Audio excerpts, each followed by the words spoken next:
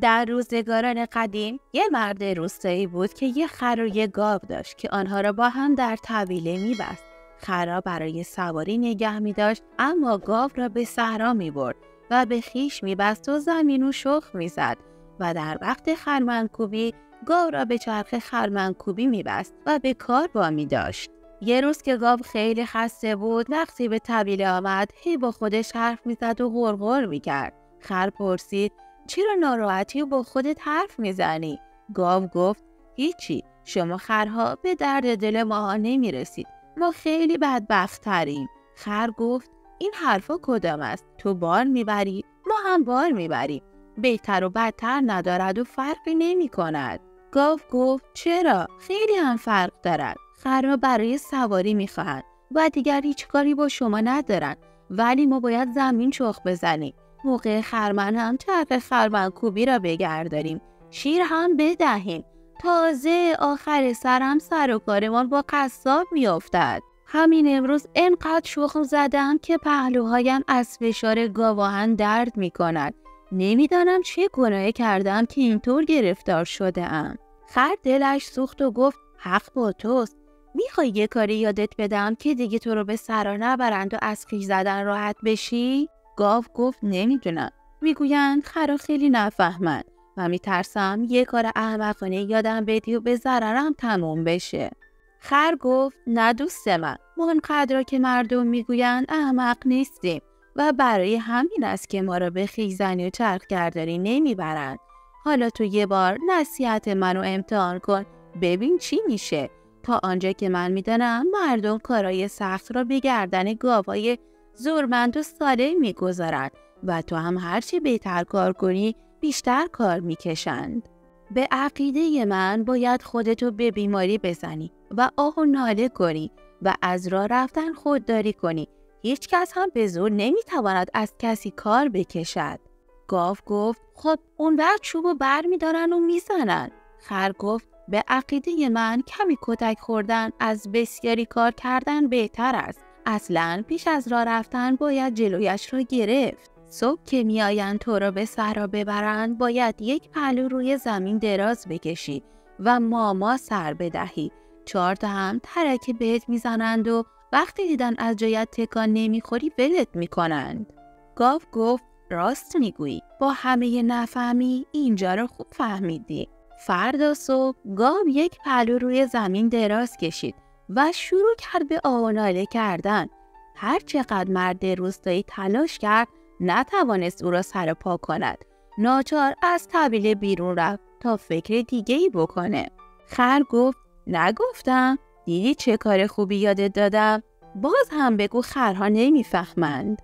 چند دقیقه گذشت و مرد دهقان که گاو دیگه پیدا نکرده بود به طویله برگشت و دهنه و افسار را به سر خر زد و او را بیرون برد. خر وقتی داشت بیرون میرفت به گاو گفت: فراموش نکن که تو باید تا شب همینطور خودت را بیمار نشان بدهی، وگرنه ممکن است وسط روز بیایند تو را به صحرا ببرند. گاو گفت: از راهنمایی شما متشکرم، خداوند عمر و عزت شما را زیاد کند. مرد روستایی آن روز خر را به جای گاو به صحرا برد و به خویش بست و تا شب زمین را شخم زد. خر با خودش فکر کرد: آمدم برای گاو ثواب کنم، خودم کباب شدم. راستی که عجب خری هستم. یک کسی به من بگوید نانت نبود، آبت نبود، نصیحت کردنت چه بود؟ خر قدری کار میکرد و هر وقت به یاد گاو میافتاد و از کار خسته میشد، از راهنمایی خود پشیمان میشد و با خودش میگفت: عجب خری هستم من. نزدیک ظهر خیلی خسته شد و با خودش گفت: خوب است حالا خودم هم به نصیحت خودم عمل کنم.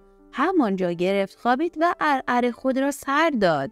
مرد دهقان رفت یه تکه چوب برداشت و آمد شروع کرد به زدن خر و گفت: خری نفهم، میبینی گاو مریض است، تو همانا تنبلی میکنی؟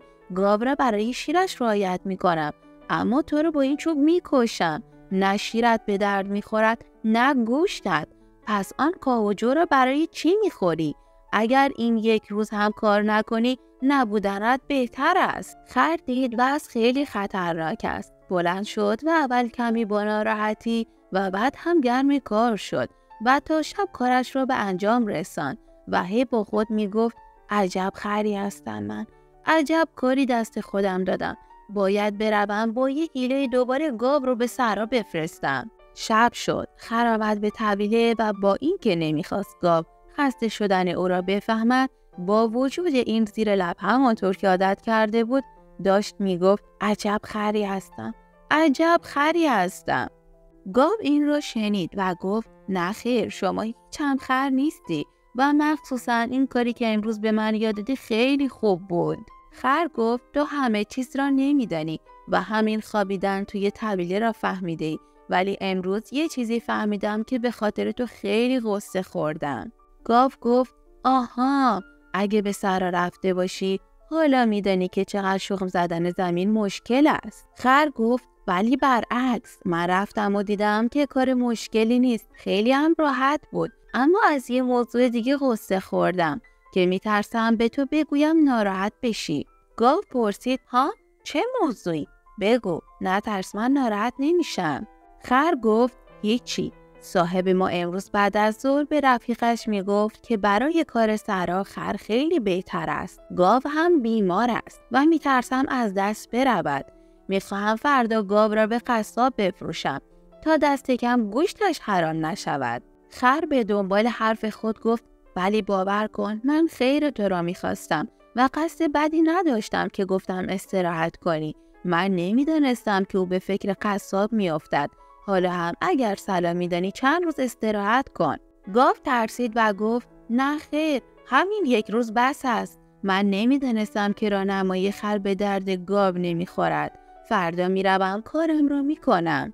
خر نفس راحتی کشید و گفت به هر حال من حاضرم تا هر وقت که تو دلت بخواد به صحرا بروم. صحرا خیلی خوب است. خویش و چرخ خربندکوبی هم خیلی عالی است.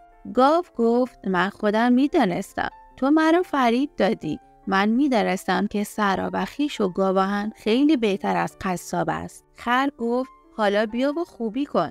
من میدانستم که شما گاوا قدر خوبی را نمیدانید. فردا صبح مرد روستایی گاو را به صحرا برد و به پسرش گفت یه خویشم تو بردار و با این خر کار کن. یه تیکه چوب هم دستت بگیر تا به فکر تنبلی نیفته. دوستای گلم، امیدوارم که از شنیدن این داستان نهایت لذت رو برده باشید و با لایک و نظرات قشنگتون از ما حمایت کنید. خوشحال میشیم که ما رو به دوستانتون معرفی کنید.